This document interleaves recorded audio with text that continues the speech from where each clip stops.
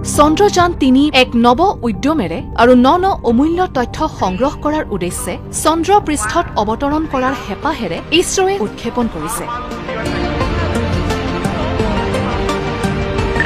চন্দ্ৰযান ৩ LVM-3ত উৎক্ষেপণ কৰা চন্দ্ৰযান ৩ত থাকিব অৰ্বিটাৰ আৰু ৰোভাৰযুক্ত লেণ্ডাৰ। পৃথিৱীৰ উপবৃত্তাকাৰ কক্ষপথৰ পৰা চন্দ্ৰৰ বৃত্তাকাৰ কক্ষপথত স্থাপন কৰাৰ পাছত লেণ্ডাৰটো পৃথক হ'ব। চন্দ্ৰপৃষ্ঠত সফল অৱতৰণৰ সম্ভাৱনা বৃদ্ধি কৰিবলৈ ইছৰোৱে বহু গুৰুত্বপূৰ্ণ উপাদানৰ উন্নীতকৰণ নিশ্চিত কৰিছে।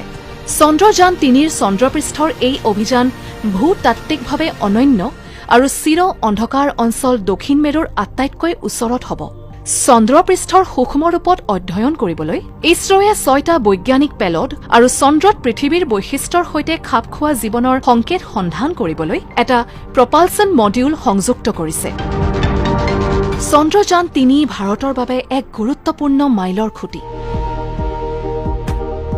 ইয়াৰ সফলতাই পৃথিৱীৰ প্ৰাকৃতিক উপগ্ৰহটোৰ সম্পূৰ্ণৰূপে অধ্যয়ন কৰাৰ ক্ষমতা প্ৰদানেৰে আমাৰ দেশক বিশ্বৰ ভিতৰতে এক উচ্চ আসন প্ৰদান কৰিব।